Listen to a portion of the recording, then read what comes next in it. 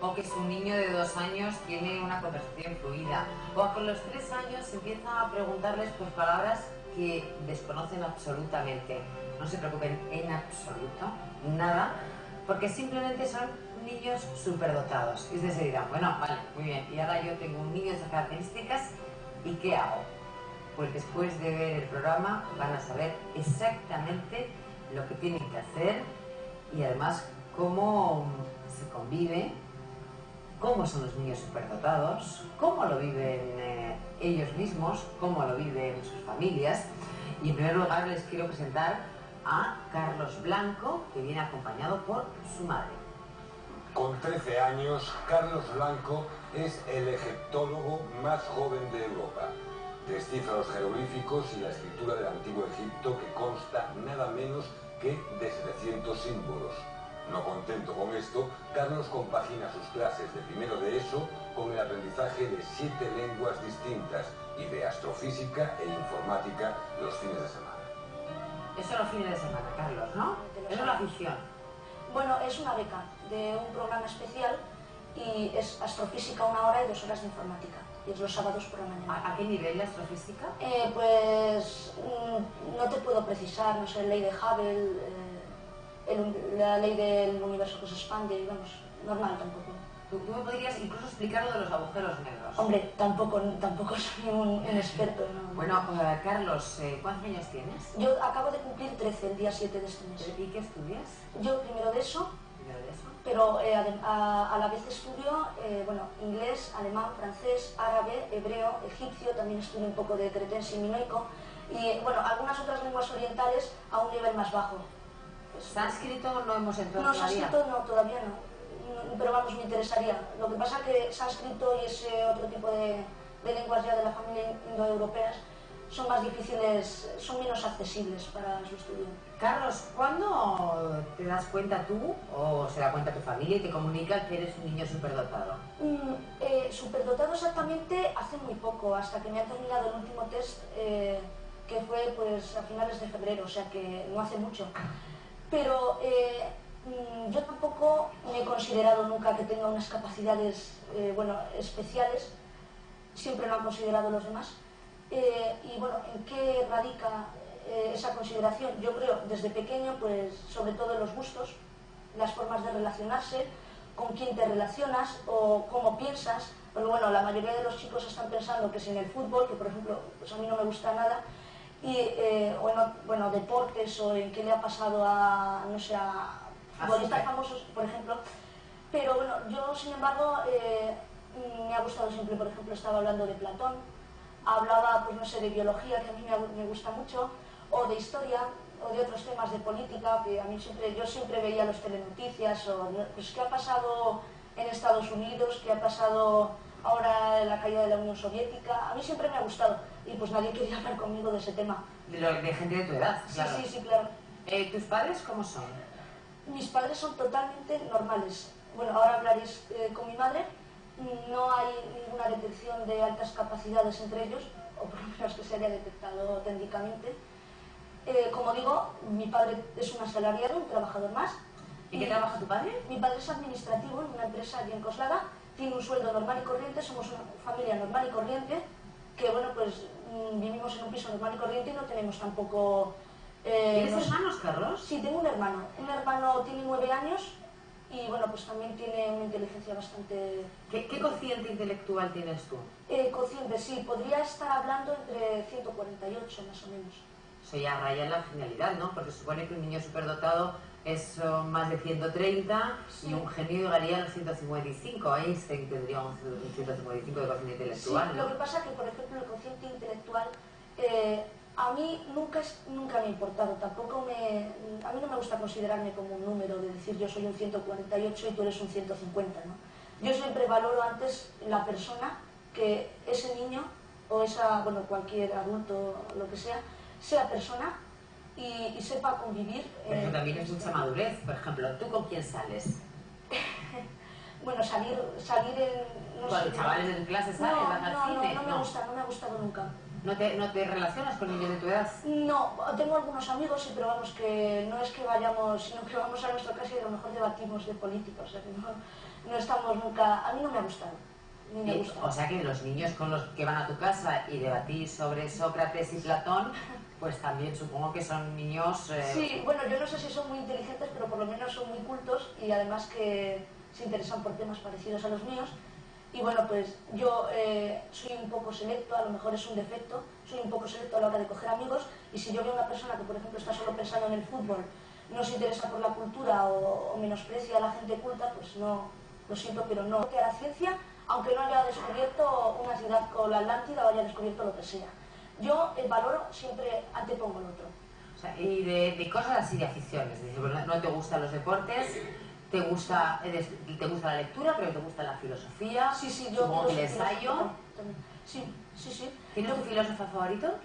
Bueno, a mí me encanta Sócrates. Sócrates es una persona que es que yo me deleito leyendo los diálogos entre Sócrates y Alquíbiades, porque es que simplemente las respuestas poseen una madurez para un hombre que fue cantero, su padre era cantero y él había nacido en una familia humilde, y es que tú fíjate, en el siglo IV a.C., la revolución de la lógica o de la madurez que representa en un... ¿Y qué te parece el fin de Sócrates? Al final, un hombre tan inteligente que se quitara la vida. Pues fíjate, el fin de Sócrates yo creo que es lo más honrado que puede haber, porque él mismo les decía: atenienses, sé que con mis discursos os impresionaré tanto que incluso me dejaréis libres, pero que para que veáis que soy honrado, voy a aceptar tomarme el veneno y voy a morir. No sé si lo dijo textualmente, pero dio a entender eso. Que él, con esa capacidad tan grande que tenía de hablar, esa inteligencia superior, podía haberles comido el coco, se puede decir, con un discurso, haberles impactado y que le hubiesen librado de la condena. Tú vas a un colegio... cooperación, ¿no? Porque si yo estuviese solo aburriéndome y fastidiando la clase de la profesora con preguntas que a veces se me pueden escapar y yo siempre les pido disculpas, es que yo ahí tengo una madurez y una razón que tengo que usar, porque si yo me pusiese a empezar a preguntar, a no molestar a los demás, a decir tú no lo sabes, yo sí lo sé, estaría estropeando la clase y por uno, los 29 restantes no pueden estar perdiendo clase. No puedo precisar por qué causas, se siente representada, yo creo, y el gusto es instantáneo. Es como, yo es que lo necesito, yo personalmente lo necesito. ¿Y cuándo es la primera vez que descifras? Bueno, descifrar un jeroglífico, yo llevaba, antes de estudiarlo en serio en un curso, yo llevaba ya intentos que, bueno, pues con libros, así, y algo pude. Lo que pasa es que bajo un punto gramático de estudiar un participio, un estativo, un infinitivo, pues ya el último año, sí, cuando empecé el curso ya en serio. ¿Y en tu curso, ese curso de egiptología, sí, quiénes son tus compañeros de clase? Sí, bueno, lo convoca la Asociación Española de Egiptología y pues compañeros, obviamente son gente adulta, pues no sé, puede ser o doctores o licenciados o gente que le interese, o catedráticos, por ejemplo. Y bueno, pues no sé, el que menos años tenga, 30 o así. ¿Tú a dónde quieres llegar? Yo quiero también escribir, pero bueno, a mí me gustaría ser catedrático y hacer gozar a los demás con mi saber. Es decir, no guardármelo, no ser un avaro intelectual, como le ha pasado a otra mucha gente, sino compartirlo. Yo creo que es lo más bonito. Bueno, ya te digo que estás al borde, ¿eh? Yo ahora me piden a mí y yo ya te doy doctorado. Sí. Absolutamente. Sí, no, pero a mí eso no me gustaría que me lo diesen regalado. Yo quiero trabajármelo. No, pues no te he regalado nada, vamos, te lo has ganado, pero público y notoriamente. Espera un momento, Carlos, que vamos a hablar con una persona que supongo que es muy conocida para ti, que es el señor Handizaki. Señor Handizaki, hola, muy buenas tardes. Hola, muy buenas tardes. Bueno, usted es el presidente de exactamente la Asociación Hispano-Árabe. Sí, de Cultura y Turismo y consejero de Turismo de Egipto. ¿Usted conoce a Carlos? Sí, claro, perfectamente. Es un amigo mío, además compartimos la suerte que ambos somos socios de la Asociación de Egiptología Española. Él es el más pequeño de esa asociación y el más pequeño egiptólogo del mundo. El más pequeño egiptólogo del mundo. Usted es que es un egiptólogo y además, bueno, pues una persona que tiene una representación oficial, supongo que con un gran conocimiento de toda la egiptología en el mundo. ¿Qué nivel puede tener Carlos? Pues te digo una cosa, que en una entrevista con Terenzi Mosch, que tuve la suerte de asistir, Carlos contestó a Terenzi que le gustaría ser un Terenzi en un futuro. Terenzi lo contestó, pero él en su edad sabía menos que Carlos, y además le dijo que sabía descifrar jeroglíficos menos que Carlos. Ah, yo no sabía que Terenzi descifraba jeroglíficos. Bueno, no sé exactamente si los descifra, pero por supuesto conocimientos los posee. Eso... Pero dice que sabe Qué menos que bellísimo Carlos. libro escribió Terenzi, ¿verdad? Bueno, ha escrito muchos, pero todos los escritos en Egipto son realmente Sí, maravillosos, claro. ¿no? Carlos, cuando está en las reuniones, ¿ustedes se olvidan de que tiene 13 años? Claro, lo sabemos perfectamente y sentimos, la verdad, cuando hablamos Terenzi, él y yo, sentimos los tres casi de la misma generación, ¿no? O sea, que se sienten como un colega más, ¿no? Sentimos como un colega más, sí, claro. Bueno, ¿usted cree que llegará a ser una autoridad mundial, seguro, no? Claro, además hemos quedado en que Carlos, como le gustaría escribir, como acaba de comentar, al sacar su libro, tengo el deseo, y lo he hablado con él, para presentar su libro en Egipto, delante de la Esfinge, en un festival mundial. Bueno, espero que me inviten. Me Claro, encantaría. además lo vamos a presentar a nuestro Nobel de Literatura, Naguib Mahfouz. Que tiene un café precioso que yo conozco. Y en la era calle. su nombre, sí. Sí. Bueno, un saludo y muchísimas gracias por estar con nosotros.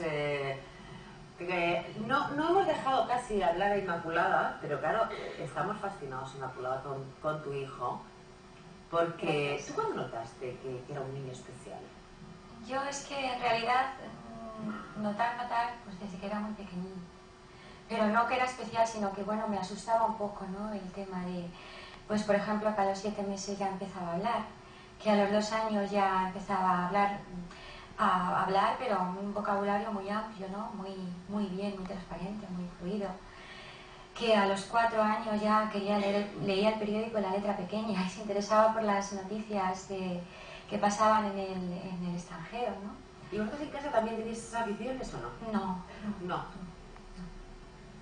¿Ni había nadie en su entorno? No, a mi marido le gustaba, por ejemplo, un niño normal, que sepa compartir, que sepa relacionarse con todo el mundo igual, que no presuma ni muchísimo menos de si tiene más o menos inteligencia, que ayude a todo el mundo, por supuesto, a todos sus compañeros, y bueno, pues, y que sea feliz. Bueno, ¿cómo descifra Carlos un jeroglífico? Sí, además ahora se me están viendo mis compañeros de la asociación. Bien, en primer lugar, la escritura jeroglífica, la dirección, no es una dirección fija y, bueno, como ya se descubrió antes incluso de su desciframiento propio, para seguir la lectura hay que mirar a los ojos de los animales. Es decir, los seres animados, si miran hacia la izquierda, quiere decir que comienza a leerse hacia la izquierda, desde la izquierda, perdón, como en este caso. O también puede leerse de arriba abajo, de abajo arriba, ¿no? O sea que siempre hay esas tres direcciones, izquierda, derecha, izquierda o arriba, abajo. Bien, este jeroglífico, esta inscripción, un grabado de la tumba de Sennefer en Tebas, en Luxor, ¿no? En el Alto Egipto, voy a empezar a decir línea por línea. Bien, en la primera línea vemos un ojo, que es una parte de la palabra Usir, que es Osiris. Luego tenemos Hatia, que es el noble príncipe, que es el Osiris, el noble príncipe, un título nobiliario, quiere decirnos que era una persona de considerable importancia. En la línea siguiente tenemos un signo que es como una jarra que está echando agua, que es de la palabra Haset, alabanzas o favores. Haset en Niut Resid, es la preposición N que le da carácter de oración adverbial. Y luego Niut Resid es un nombre de la ciudad del sur, que es Tebas. Waset también la llamaban ellos, pero que es la Tebas de los griegos, Luxor. Bien, entonces, alabanzas en la ciudad del sur.